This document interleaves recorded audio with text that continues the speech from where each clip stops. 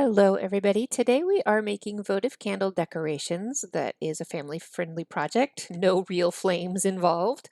And if you are here just looking for family-friendly crafts, you may not be familiar with Vellum yet. So Vellum is a translucent paper-like product, and it comes in different thicknesses or weights. And for our purposes, you're going to want a heavier weight vellum because it's going to be sturdier and it'll give more of a soft effect to the project and the lighting. So I will put links in the show notes of what I used, but you're going to want something that either says heavy or, 45 pounds or above is going to be good for this project. Now, if you are not a paper crafter and you don't have a paper trimmer, you can use a ruler to do this project. I gave myself 2.5-inch marks on either end of this length of paper and just drew a straight line between it. I'm going to use a pair of scissors to cut it out. You can erase your pencil lines if you see them.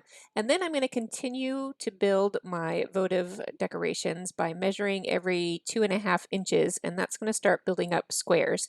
Now, the length of the paper is longer than what you need, so I just kind of trimmed off the excess. You don't want to trim it right at that final mark because you do need a little bit of overlap. As you can see here, I now have a little flap.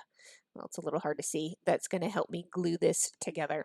Now I'm going to do this on the paper trimmer as well, so you can see the process here. My paper trimmer does have a scoring tool on it, but if yours doesn't, you can either use a scoring tool or the same way you could just measure at 2.5 inches and fold it around a solid flat surface like the edge of a ruler will give you a nice sharp line. Be sure to leave a tab for gluing this together, and here I'll show you that tab. For this one, I am using what's called score tape. It's just a double-sided adhesive. If you don't have that, you can use glue.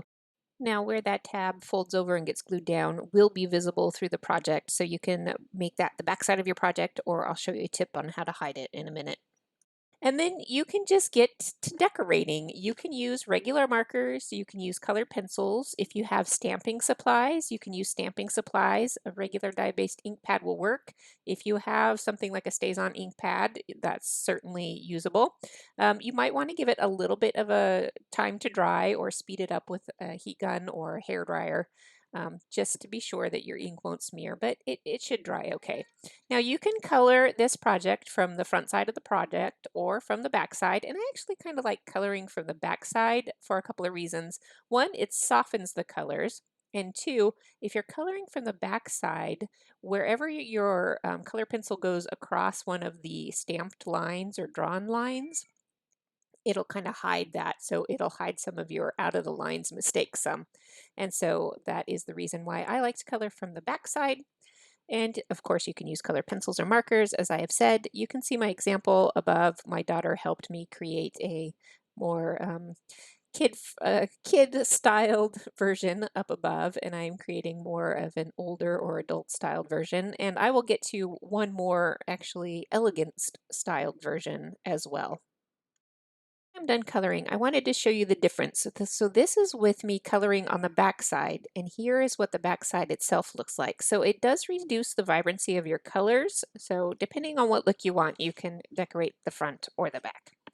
Now I'm going to use some specialty ink to create a more formal, more elegant version of this project. So it depends on what your style is, but this is a pigment ink, which has, it's a silver pigment ink, so it has a shine and shimmer to it. And I just wanted to show you the brand. It's called Encore, and I will have links in the show notes for sure. And because it's a pigment ink, it's stickier and messier, so you need to be sure to clean up well afterwards. So I stamp off the extra ink on a scratch piece of paper and then wash it with a damp cloth, and then you should be all cleaned up and good to go after that. So let's go ahead and assemble these. I'm just going to use glue to assemble mine. The other two I used that score tape, which will also be linked in the show notes. And you just kind of fold it over and line it up with your fold and tuck your tab in. Now this style that my daughter did actually worked out really nice because she put a frame all the way around her that particular side of the project, and that actually hid the folded and glued flap. If you want to hide the flap, there are some things that you can do. So I am using these battery operated votive candles, and that makes it family friendly and very safe. And here is a little glow in the dark view of this project. And you can see the various sides with different decorations. And I will give you a peek at some of the other ones here in a moment as well. And here we go. I think this one is the more elegantly styled option. And so it is just up to you and your family and the ages and stages of everybody in it of what you would like to accomplish.